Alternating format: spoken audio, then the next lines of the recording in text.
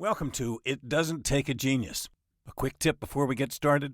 Nervous public speakers have often used the trick of visualizing their audiences in their underwear to calm their nerves. You may want to try that as you watch Mark and Mike. After all, neither one of them is wearing pants. I'm just saying.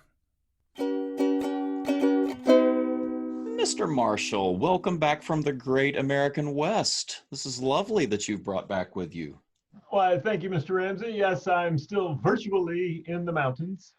We just returned from Rocky Mountain National Park, and I must admit, yes, you may bask in the wonder. Lovely panoramic image here. Yes, I think we're at Dream Lake, and that's Mount Hallett behind us. So it was interesting because I hadn't been anywhere for I don't know, since March. Mm-hmm. So we ventured out into the world. There was an airplane flight. First time I'd been in restaurants and things like that. And I don't know if you've been paying attention to the news, but some things have changed. So Right. there's something going on. And so it was interesting, thinking about, our role as consultants and coaches around customer experience. I had the opportunity to go into a number of different restaurants, and something I hadn't done in months. And it was interesting, physically what's changed. Every other table's blocked off, and the condiments are gone. The menus are paper, and they tear them up, right in front of you. But probably the most startling thing was the ability or inability of the wait staff to work with their face covered up. Yeah. And it was dramatic. When we went into this restaurant, young man came up, good looking eyes, good hair. Don't know, I have any idea what he looked like. Right. But he was a soft talker. And you add a mask to that, nothing was happening. So you're trying to social distance, and at the same time you're going, say again, And at one point, like the third trip to our table, he even admitted, he says, I'm sorry, I just don't talk very loud. Like, yeah. And then we put a mask on this poor kid. I'm mediocre, deal with it. Yeah. So it's like, oh, this is so painful. And so, you couldn't lip read. You could, it was just, he seemed like a nice guy, but it wasn't working. And then we went to another place for breakfast, and I'll even give a shout out to the Bighorn restaurant in Estes Park. This gal was amazing, about the same age, 20-nothing, just incredible energy. And somehow she was able to bring to life the whole service experience with her face covered up. Yeah. You could see her eyes. You could tell by the way her cheeks rose that she was smiling behind the mask. There was an energy to her. The voice, inflection was perfect. Yep. She knew she needed to speak up, even though she was masked and at a distance. Uh-huh. I mean, it was even my daughter. I have a teenage daughter, and even she, the lady walked away, and she was like, "Wow, that lady's amazing." And I'm like, yeah. So I learned that if you were struggling before, this made it worse. And if you were skilled, right, you had to bring a lot more energy and a lot more intentionality to it, but you could make it work. Yeah. We were blown away, impressed to no ends with this young person. So it was interesting to be out in the world to see, okay, how is this impacting the folks who are out there trying to be customers and consumers. Yeah. Well, and thank you for just going ahead and pointing out the dollar signs involved here, right? Because, we talk in consumer experience about loyalty and advocacy. I get that you're not going to be able to perhaps go back to Estes Park next week, but by golly, you've just made a shout out on a podcast that's, going to go around the globe. To the 5 people that listen, but still there are 5 people there that they're spread out. They're not all in one room. Exactly. It's not like they live in one house. Hi, Mom.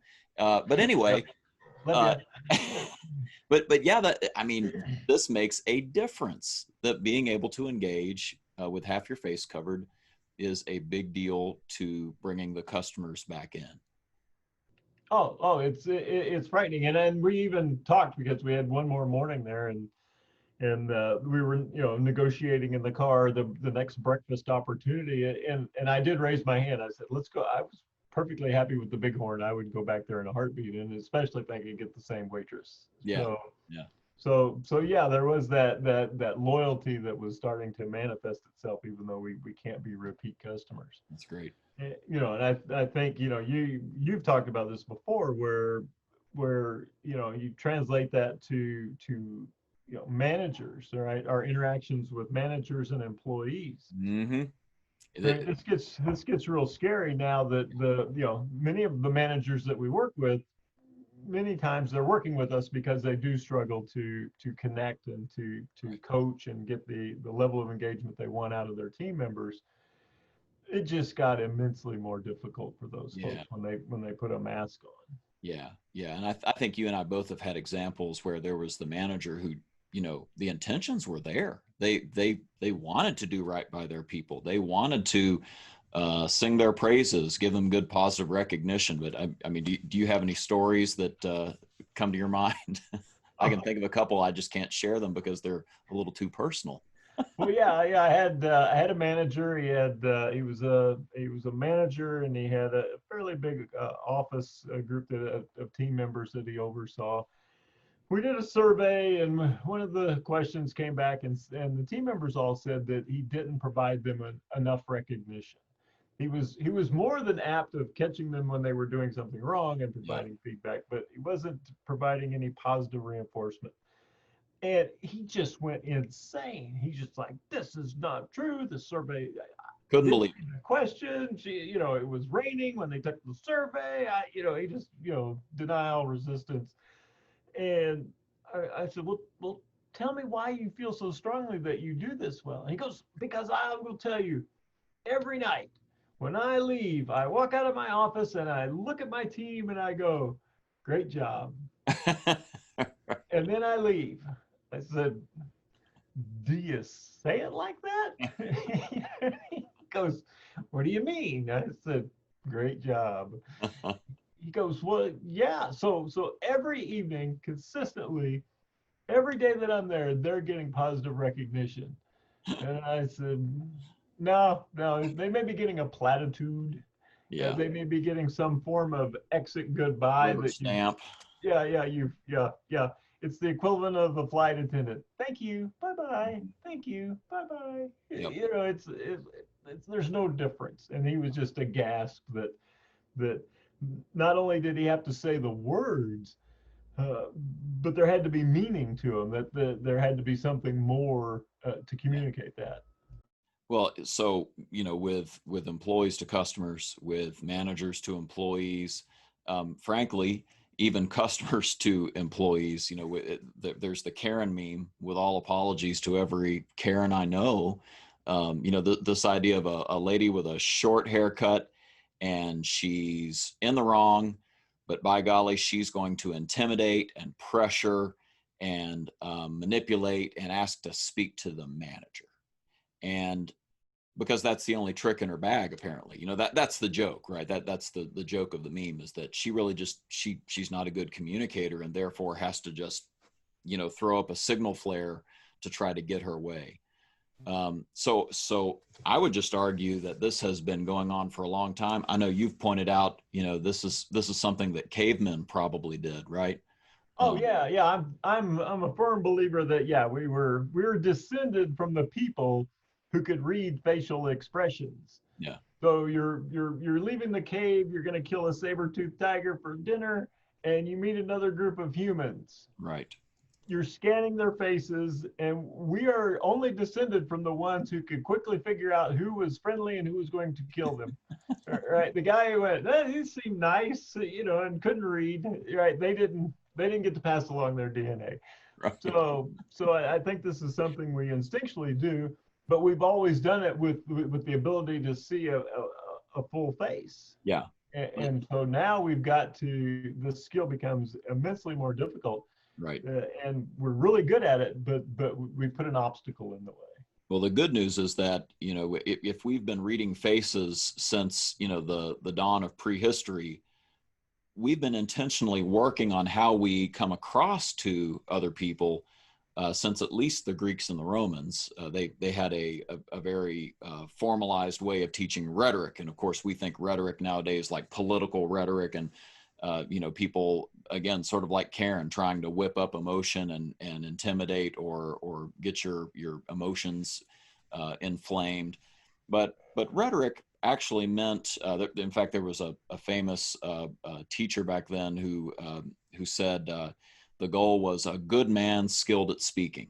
So skillful at speaking, skillful at communicating, but you got to be a good man to do it, right? Because you want to bring out what's best for everybody around you, and influence them toward that decision. So they had 5 canons of rhetoric. They 5 different sort of principles that they applied when they were teaching people how to be a good speaker. The last of the 5, I mean, I'm talking, it's everything from memory to how you arrange your speech or whatever it is you're going to do out in the marketplace. The last one was delivery. It was about tone of voice, eye contact, posture, gestures, the whole 9 yards. So this is something like, we do know how to do this. We can get better at this because we've been intentionally working on getting better at it for 1,000, 2,000 years.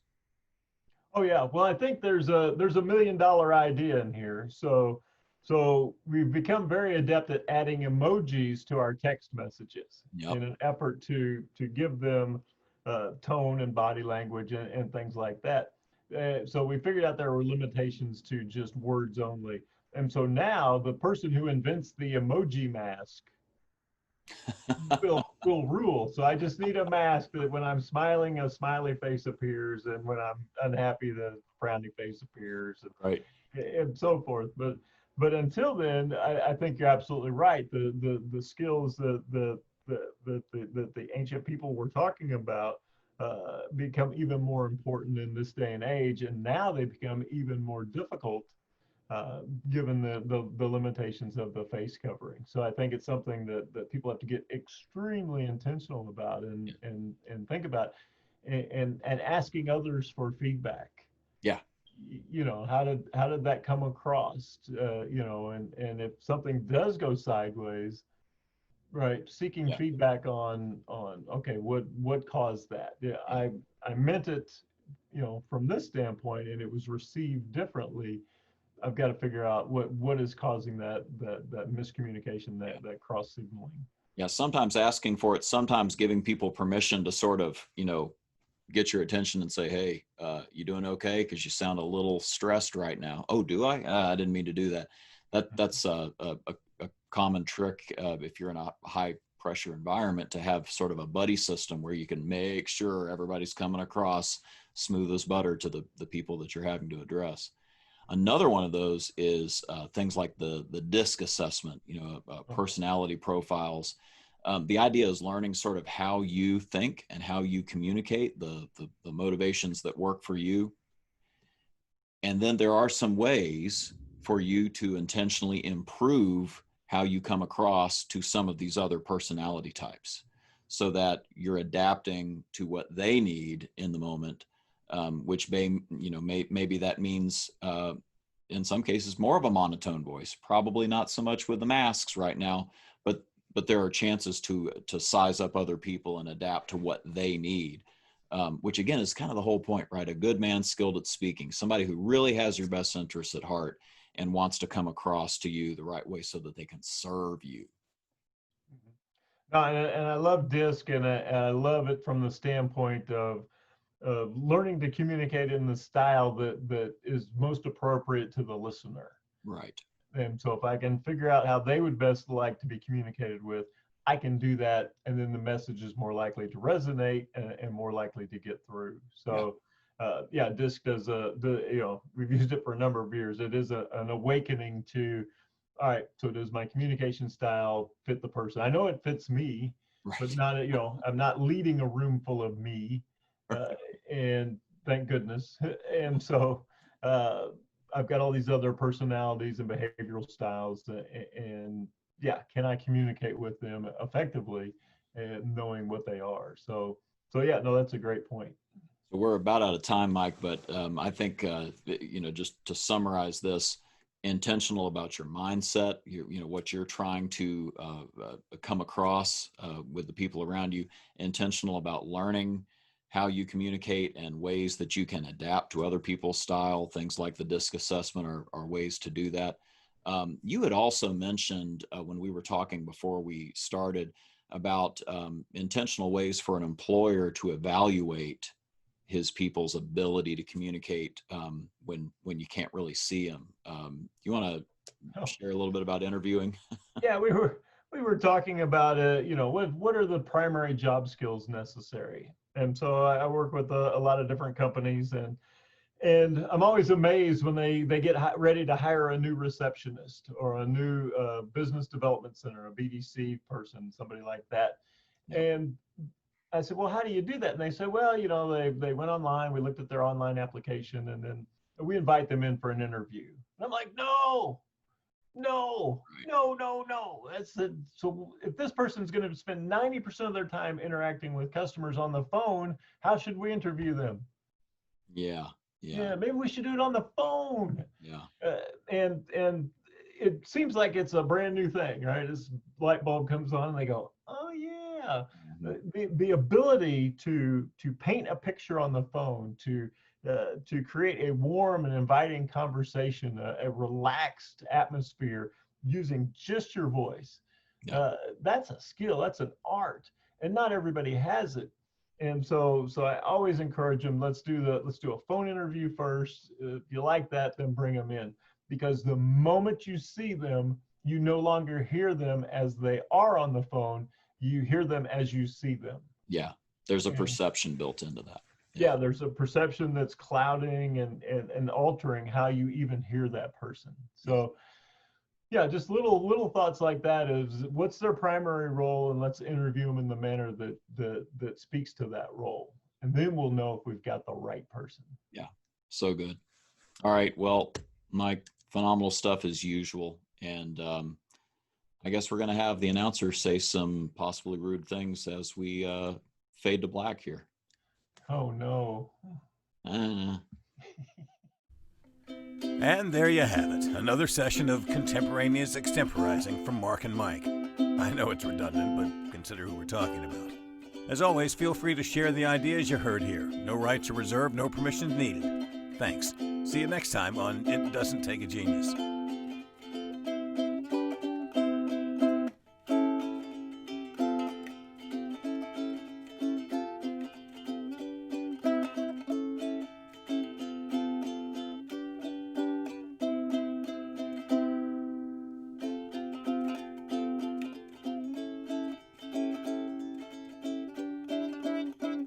That's good enough.